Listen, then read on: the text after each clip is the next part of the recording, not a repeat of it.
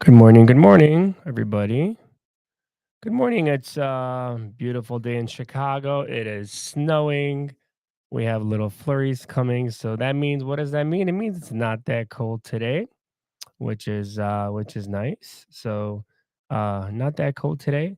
Yesterday was actually an interesting day. So, guys, you want to have what I want to talk about is a little bit of automations and how you can capitalize on your automations if you have them set up correctly. So, what you guys want to essentially do is when you have any sort of CRM platform, you want to go ahead and set up your automation. So maybe like if you're working with realtors, they're going to get a message from you every single couple weeks or every single month or whatever it is that they're going to get from you. So I actually just recently I got a message from a realtor, and he's like, "Hey, I got this property in Fayetteville, North Carolina. It's fully remodeled. My sellers are already moved out, and we're trying to sell this property, and we can't sell the property. So, I know I saw your social media. I got your emails. I got everything. It looks like you're the guy to do it. It's a beautiful property. It's a 3-2. It's in Fayetteville, North Carolina. They're living out of state. They don't want to rent it out, and so I kind of went back to my basics of sales. Like I know a lot of people try to do like, like the nonchalant sales and like, taking back a little bit. But I realized that what got me to where I am in sales is really just my personality and being nice to people and being excited on the phone and giving off that energy, that positive energy. I don't know what it is, but the minute I started being like, oh, I'm not sure, like, oh yeah, maybe let me do this or let me do that. It kind of backfired on me. So I don't know what you guys think. Let me know if that's the case, for you. But for me, like I'm trying to stop myself like from what my personality actually is. And my personality is a little bit out there and, and eccentric, right? So it's I just get excited for people, like when this guy called me, I'm like, you know what? Let me see what I can do, right? Give me a few hours. Let me talk to my underwriter and let me run the numbers. Let me see if this is something that could work, right? And I'm like, looking based off these numbers, you're calling me. I'm looking, they owe like 219, and it looks like the property's worth about 230. So correct me if I'm wrong here, but if they sold the property, would they probably walk away with like nothing, right? He's like, yeah, basically, right? I'm like, okay, well, listen, I don't know if I could do this for you or not, but what if I can get approved, $5,000 to your seller. I'll get you paid your commission, which would be like $7,000. We'll pay for the closing costs. Is that something that your seller would be opposed to? He's like, no, absolutely not. We can. I think we can make that work. I think they're ready to go. So it's like having a conversation like that and just making it so easy, and then for him to say yes, but then having other conversations where it's like, oh, I don't know about this, I don't know about that, or all this. So it's like just like a waste of time of these like unmotivated realtors or sellers. And I'm just like, okay, well, I just have to just keep on just being me, being myself, and not changing who I am, regardless, because that's where my personality got me to where I am today.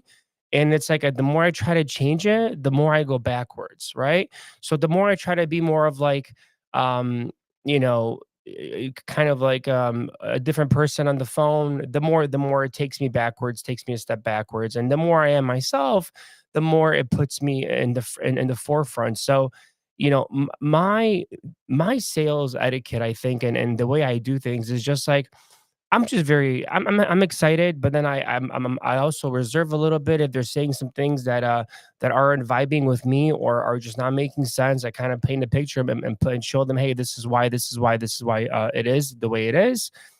And I'm going back to that kind of sales, guys, because that's where I grew my mortgage company. That's how I got to be doing so many deals that I'm doing.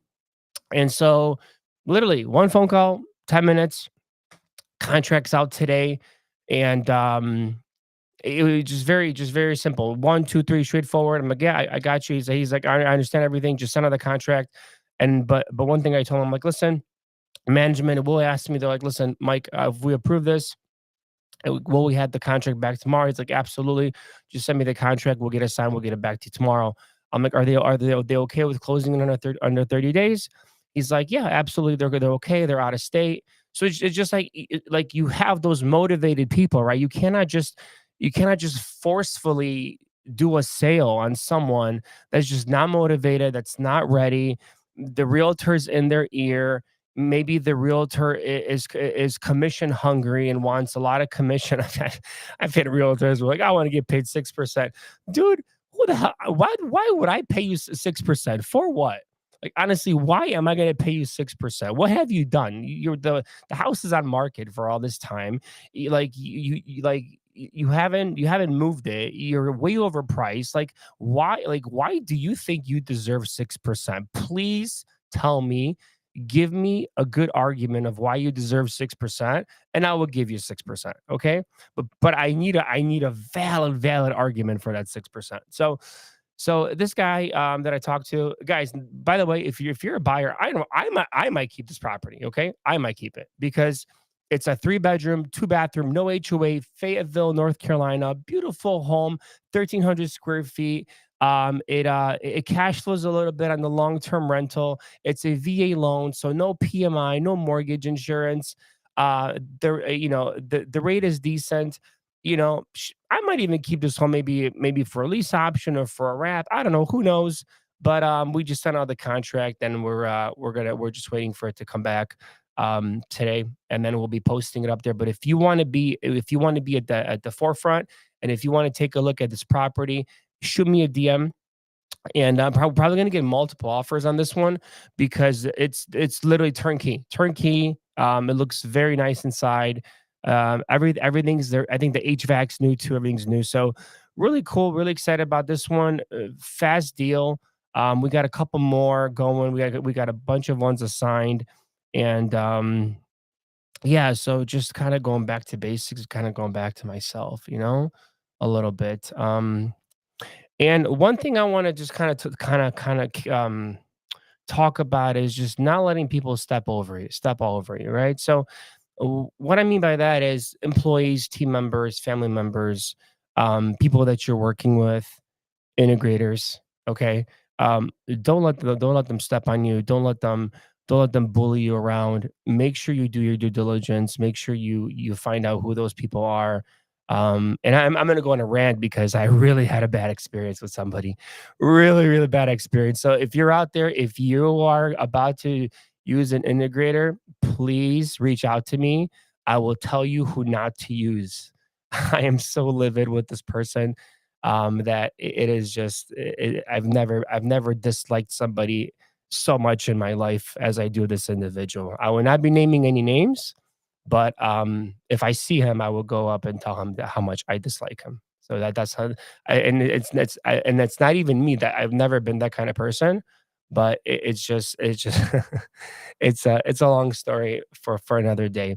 But anyways, so yeah, we're working with another integrator. So far it's going pretty good. He was actually promised by this other integrator to get paid, and now he doesn't want to pay him. So now I have to pay this new integrator. So that's another story, right? So this guy's like, hey, yeah, yeah, I'm gonna bring him in. I'm gonna pay him, but now, wait a minute. I'm not gonna pay him no more. I'm just gonna take your money, and then you're going to pay him now. So that's what I'm dealing with. I'm fine paying people that do their job and finish their job, and everything's working properly and functioning. I'll even like the thing is with humans, right? They're like, oh yeah, yeah, yeah, give me the money right now, give me money right now, like without even like telling, without even, I don't know if let me know if you guys have had this happen to you, but it's been happening to me with people on the build out side, the integration side, things like that. It's like, yeah, yeah, yeah, everything's working fine, everything's great. Just pay me, release the funds. I go in there, this is not working, this is not working, this is not working. I'm like, dude, Like, really? Like, this is what I keep telling everybody. Like, it has to be functioning 100%, not 80, not 90, not 95, not 99, 100% functioning before I pay you, right? So whether I give you 50% now, 25%, it's kind of like doing a fix and flip, right? Are you going to pay the contractor when there's going to be when there's the touch ups needed, or this is good, or this needs to get fixed, or that needs to get fixed? Are you going to finish and pay your contractor? No, you're not. You're going to tell him, hey, finish that, finish that, finish that. Then you pay him. Stand your ground, people. Stand your ground. Don't let them walk all over you. Don't let them make you crazy thinking everything's working properly when it's really not. So just make sure you test everything out. Make sure you have a scope of work. Make sure you have every single line item, every single thing you need. You know, honestly, I would go as far as even having like an attorney, if you have like an attorney that's your friend, look over the paperwork. I would even put in there, if this project is not completed by this timeline, you will owe me a disc you will owe me $500, or you will take off $500 each time we are past 2 weeks or 30 days or whatever. Don't let somebody tell you they're going to finish in 60 days and then 6 months later it's not being done. That's exactly what happened to me. So literally 6 months waiting for nothing, as you guys can see. How much this bothers me. And it usually I don't get bothered, but man, I am bothered with this. I could talk about this all day because I'm really bothered by it. But but yeah, anyways, besides that point, guys, the other thing I really want to discuss with you is very simple. Is you know, being a closer, doing sales is an art. Okay. So it's an art. It's an art that us sales guys have done it for many, many years. And we continue to educate ourselves. We continue to do mock calls with other people. We practice. I'm sorry, I see some of you like try to go out there and like wing it, and it's like, it's, it's a form of education. Like, I'm sorry, like, sales is a form of education. Like, you have to understand psychology a little bit. You have to understand tonality. You have to understand how to approach people. You have to understand what they're thinking when you're talking to them. You have to know when to be quiet, right? Some people just have like diarrhea of the mouth too much, and they say too much for no reason. I've seen people like literally have a sale done, and they killed their sale because they kept on talking, right? So it's you have to you have to know when to stop. Like you just you have to learn. Like you just everybody's like, oh yeah, yeah, I'm gonna jump on the phone. No, you're not. You're not gonna jump on the phone and sell, dude. Like it doesn't happen that way. Okay. Like you have to sit there, practice your script, practice with your mom, your dad if you're younger, with your spouse, with your brother, your sister, with your friend. Practice. Like if you want to do sales and if you want to sell something, practice. Like you think Michael Jordan, he would be the greatest player in the world if he didn't practice, or God rest his soul, Kobe Bryant every single day woke up at 6 a.m. dribbling the ball, doing different exercises, making sure he was number one, getting 1% better. No, he wouldn't, right? So why do you think that in sales you can pick up the phone automatically and already be awesome at it? It just doesn't happen, right? So some of you just want to just like get in this business and like, oh yeah, I want to make this much money. Okay, well, what are you gonna do to make this much money? What work are you gonna put in? What time are you gonna put in? You know, I've um I've had people that came to me and said, yeah, man, I'm gonna be like, I'll be your number one. I'm gonna work with you. We're gonna be number one all this time, and then I go ahead and I and I take a look at this guy's calls for the month. This is actually hilarious. Okay, this is actually really funny. I take a look at this calls for the month, and this guy's like 100. I think it was like, okay, okay, I'm going to be generous here. 200 phone calls, 4 hours of talk time for 30 days. for 30 days. Okay. I'm like, what were you doing throughout the day? You have no job, right? What were you doing for 30 days? Please, please enlighten me. Tell me, give me your best excuse you can. What were you doing for 30 days where you made 200 phone calls and you were on the phone for 4 hours? Like, you might as well just not even just you might as well just not even do anything and just go watch Netflix, because nothing's gonna happen for you. Zero is gonna happen for you. If if you cannot commit to making at least 100 to 200 calls a day, being on the phone for 4 hours a day, having intentional conversations with people, then just forget it. Like, it's just forget it, you know? And or if you have a W-2, then commit on the weekends.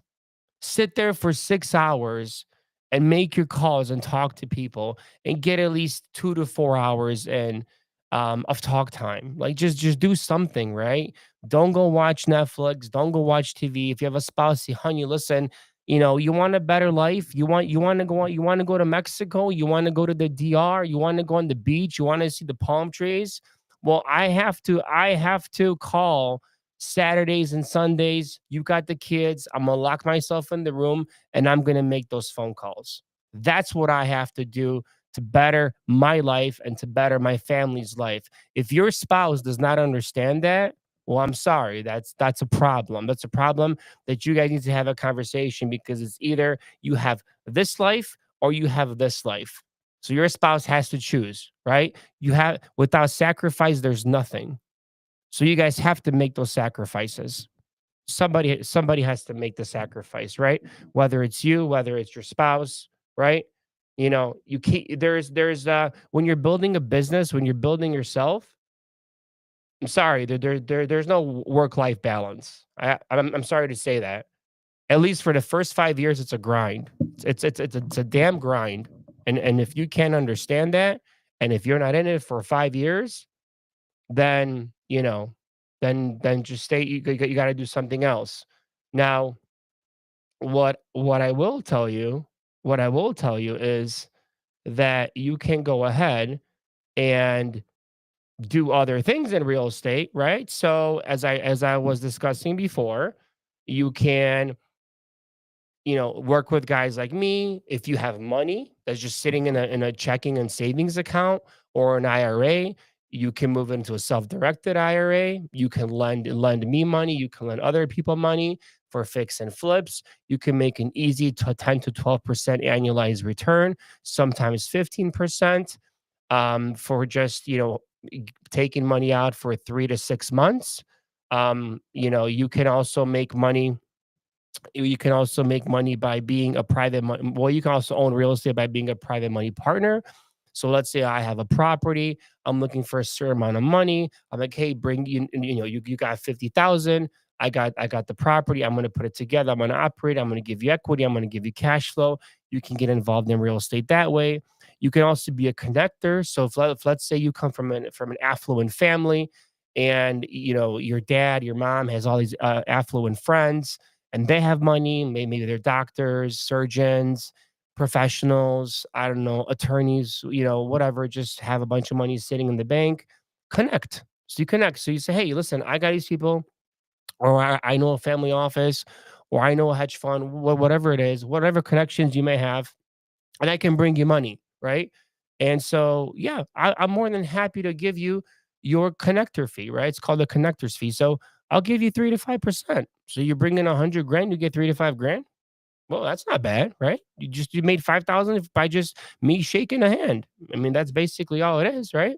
And then of course, all these people, they're protected with promissory notes, with mortgage notes.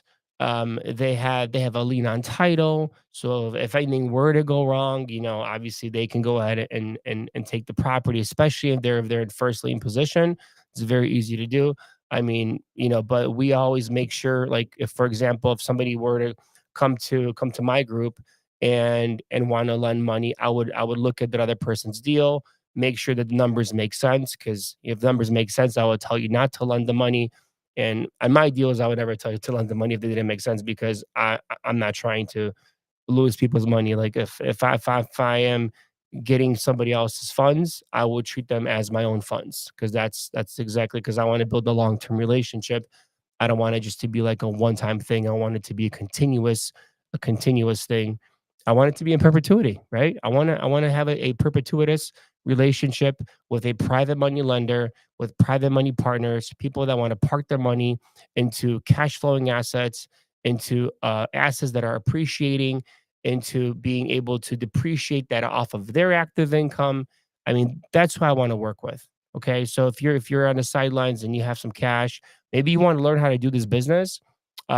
I can, if you have money to bring and you want to partner on a deal with us to be my partners, we're doing co-living.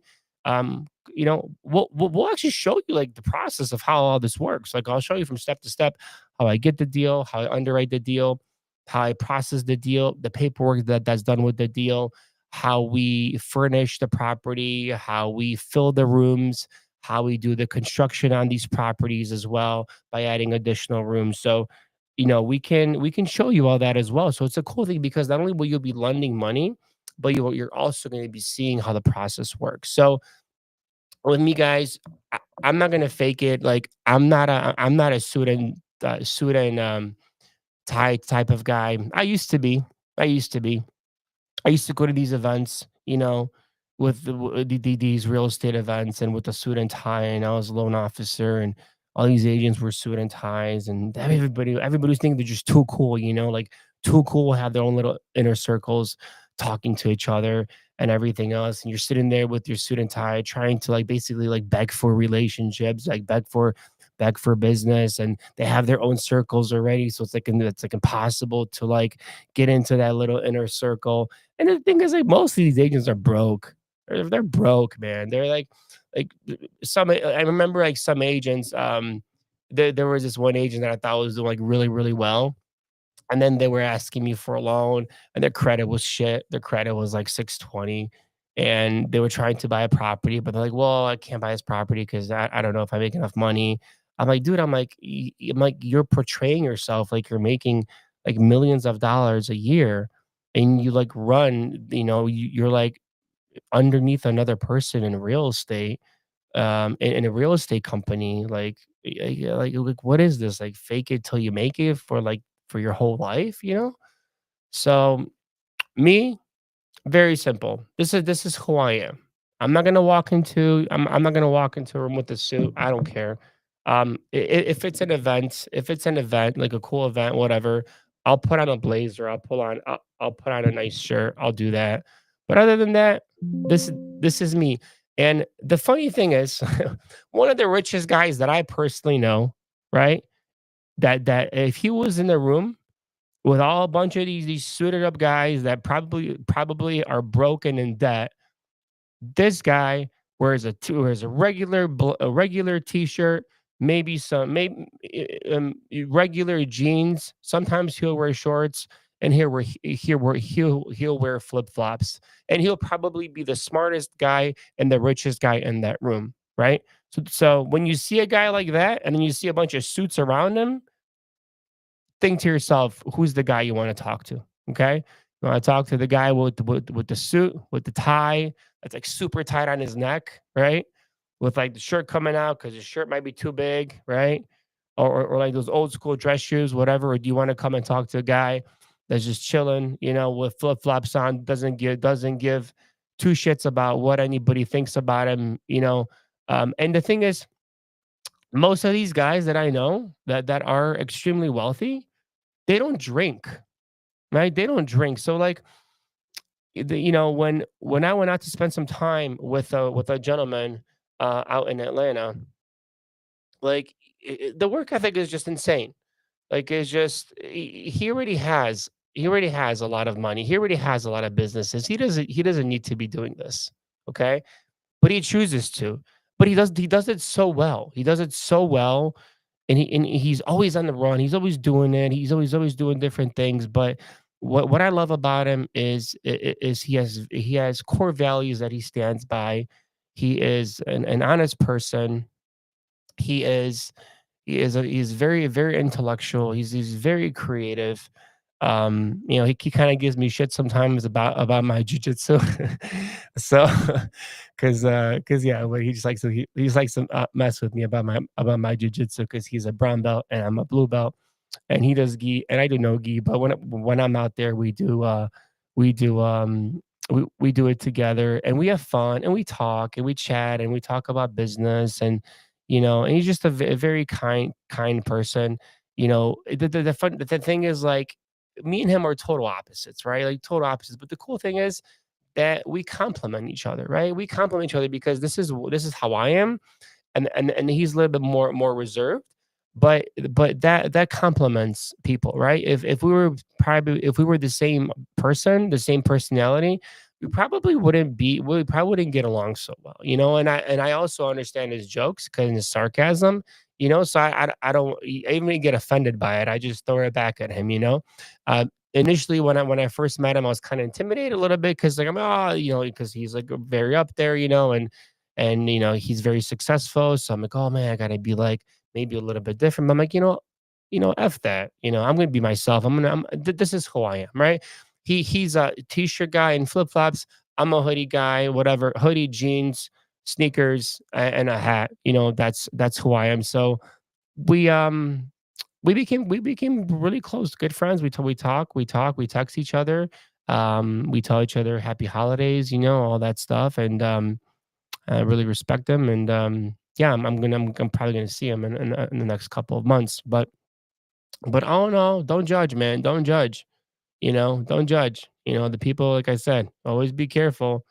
Always be careful when you're seeing when you're seeing too many suits and ties around. I don't know. I don't know. I'm telling you, unless you're at like some kind of like really big hedge fund charity dinner. That's where that's where money is, right? Because those plates probably cost like 50,000 to $100,000 just to be there. Those are legit guys. But when you're like at an event, like a cool social event, and you see a dude sitting at the bar, he's got a hat on, yeah, he's got and he doesn't care. He's got, you know what I always notice? The guys with New Balance sneakers that are like super dirty and like have dad jeans, those are the guys that have the most money. I'm telling you, those are the guys that are the most. They're quiet guys. They're the reserved guys. Those are the guys you want to talk to because those are guys that will help you in business. If you bring value to them, obviously don't just take. You got to give, so you got to bring value. But man, I mean, I will tell you how much I have learned from certain people that I've met that I am so grateful for. You know, and one of my mentors, Pace Morby. What does he wear? What does he wear? Hoodie, hat, jeans, right? So if you didn't know who Pace Morby was, and if you saw him at an event, you wouldn't think he's one of the richest people there, but he probably would be one of the richest people there, at least top five, if not top two, right? So yeah, so that's kind of like where you guys wanna steer towards whenever you're at these events, is look for the guy. If you see a guy in sandals, Tom Creative Mike said, "What's up?" All right, so next time you're at an event and if you see this really handsome gentleman with sandals, Tom Creative Mike said, "What's up?" and that he appreciates our friendship. So I honestly, I don't know if I have any comments or anything. Let's see the chat here. Let me talk to anybody here. Yeah, the chat's still not working. I don't even know. This restream is just pretty annoying, but whatever. Um, so if you're a buyer, guys, DM me for if you're looking for properties. We have quite a few right now. We just got a bunch of contracts signed. I know we have some really cool land for sale in like on the water in Florida, in Hudson, Florida. I think we have a really nice property in Madeira Beach, Florida. These are teardowns because of the hurricane, so they were deemed substantially damaged. But the cool thing is, though, the city is giving out. giving out free demo. So it's an expedited permit process. Actually, it's a free permit process as well, and they demo the property for you. How cool is that? They will demo the property for you. Um, so on the other note, this is something more personal. We had a parent teacher conference yesterday that I wasn't able to make it because I had too many meetings. But apparently, my son, Tyler, he is a little bit reserved when it comes to a group setting. And I was not aware of that. So when I came home, my mom was home, partner was home, and I was told that, hey, the teacher is letting us know that Tyler is great. He's fantastic, but he gravitates only maybe towards like one or two people. So she's like, we need to instill more confidence in him. So as you can see, I'm decently confident, right? So I'm trying to figure out what I can do to help him be more confident. So we're probably going to sign him up for some more group activities because he goes to jujitsu now. But I do private lessons for him because I can't. It's hard for me to make it to a non-private lesson. And they're only like at 5 o'clock on Mondays and Wednesdays. So we're gonna try to figure something else out. Try to make him more open when it comes to more of a social setting of maybe some kids that he doesn't know. So maybe put him around some kids that are more of his age. And are you guys a question? Are you guys seeing this live on my group? Because I don't even know. Is this live on my group? Because I can't even tell. So not sure. Hopefully it is live on my group. We'll see. Yeah, but other than that, hope you guys have a great day. And because I got to get back to work, I got a meeting coming up too. So you guys all have a great day, and we'll chat later. Bye.